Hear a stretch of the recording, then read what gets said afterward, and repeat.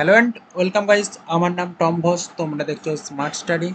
So guys, আজকে আমি তোমাদেরকে বলবো যে ফাইনালি ম্যাকআউটের তরফ থেকে যে CA4 এক্সামের জন্য যে রুটিন হয় সেটা অলরেডি আপলোড করে দিয়েছে। ঠিক আছে, তোমাদের এক্সামটা কবে থেকে কতদিন পর্যন্ত চলবে টোটালসটা এই ভিডিও বলবো। এবং যে ম্যাকআউটের তরফ থেকে একটাই কিন্তু অনলাইন এক্সাম এখন পর্যন্ত করা আছে, তো এই অনলাইন CA4 এক্সামের পুরো প্যাটার্নটা তোমাদের সাথে এই ভিডিও আলোচনা করব। ওকে, এবং তোমাদের ইভেন্ট সেমিস্টারটা কবে হবে সেটাও এই ভিডিওয় বলে দেবো।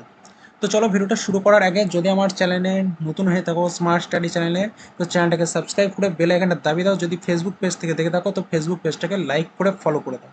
ওকে, সমস্ত আপডেট তোমরা এই স্মার্ট স্টাডি চ্যানেল থেকে পেয়ে যাবে। ওকে, তো চলো ভিডিওটা শুরু করা যাক। সো গাইস, এখানে প্রথমে তোমরা ম্যাকআউটের যে অফিসিয়াল ওয়েবসাইট আছে এখানে চলে আসবে। এখানে আসার পর কিন্তু তোমরা দেখতেই পাচ্ছ এখানে যে রুটিন আছে, ক্লিক টু ভিজিটে ক্লিক করার পরে কিন্তু তোমাদের যে রুটিন যেটা থাকবে সেটা কিন্তু শো করবে। ওকে, এই যে দেখতে পাচ্ছ এখানে এটা তোমাদের CA4 এর রুটিন। তো দেখতে পাচ্ছ এখানে কিন্তু তোমাদের CA4 এর যে রুটিন, ঠিক আছে, এটা টোটাল 60 পেজের আছে। ঠিক আছে, 60 পেজের বলতে সমস্ত ম্যাকআউটের যত ডিপার্টমেন্ট আছে, যত ইয়ে আছে, ঠিক আছে। তো সবারই দেখে নেবে, এই দিকটা কিন্তু কোর্স নেম থাকবে, তারপরে টাইপ থাকবে, এখানে কিন্তু সেমিস্টারটা একটু থাকবে। তো সেমিস্টারের পর কিন্তু এখানে পেপার নেম, পেপার কোড, ঠিক আছে, এটা সিলেবাস, ইউপিআই আইডি, ডে 1, এরকম ডেটটা দেওয়া থাকবে। এবং টাইম, লাস্টে একটা টাইম মেনশন করা থাকবে। ঠিক আছে, এবার তোমাকে দেখে নিতে হবে যে তোমার কী কী সাবজেক্ট আছে, সেখান থেকে তুমি কখন টাইমে আছে, কোন কী ডেট পড়েছে, কটা থেকে এক্সাম, সেটা তুমি দেখে নিতে পারো। ওকে, অবশ্যই ইউপিআই আইডিগুলো কিন্তু একটু মিলিয়ে নেবে। ঠিক আছে, একই সাবজেক্ট হতে পারে, আবার একটু ইয়ে থাকতে পারে, ইউপিআই আইডিটা আলাদা হয়। এবার আসছে তোমাদের কিন্তু 5 তারিখ থেকে, অর্থাৎ 5/5/2025 থেকে 6, 7, 8, 9, 10, ঠিক আছে, এরকমভাবে সমস্ত ডিপার্টমেন্টে টোটালি 5 থেকে 10 তারিখ পর্যন্ত তোমাদের CA4 এক্সাম চলবে। একটা মাত্র অনলাইন এক্সাম হয়ে থাকে ম্যাকআউটের তরফ থেকে।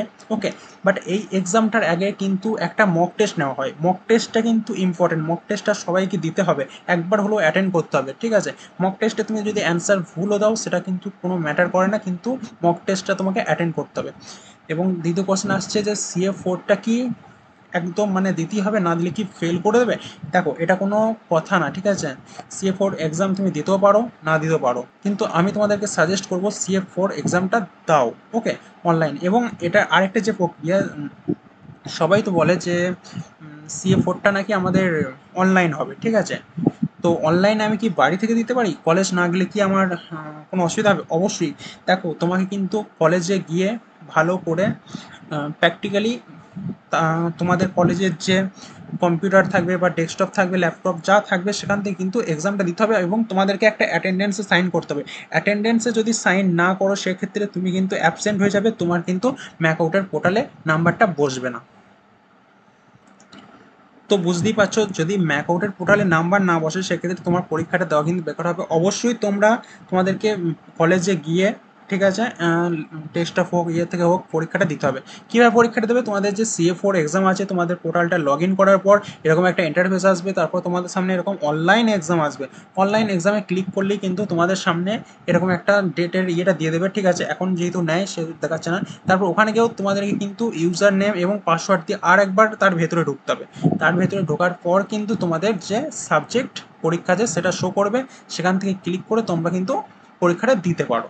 ওকে, এবং আর যেটা কোশ্চেন আছে যে CA4 যদি এক্সাম না দিয়ে থাকি তাহলে কি সাপ্লি চলে আসতে পারে? একদম না, CA4টা কোনো ম্যাটার করে না। ঠিক আছে, সবাই বলে যে 4টে CA নিয়ে দুটো অ্যাভারেজ করা হয়। দেখো, দুটো অ্যাভারেজ করা হয় না, 4টে করা হয়, সেটা শুধুমাত্র ম্যাকআউট জানে। এটা সবার একটা ধারণা, কেউ সিওরিটি দিয়ে বলতে পারবে না যে দুটো হয় না একটা হয়।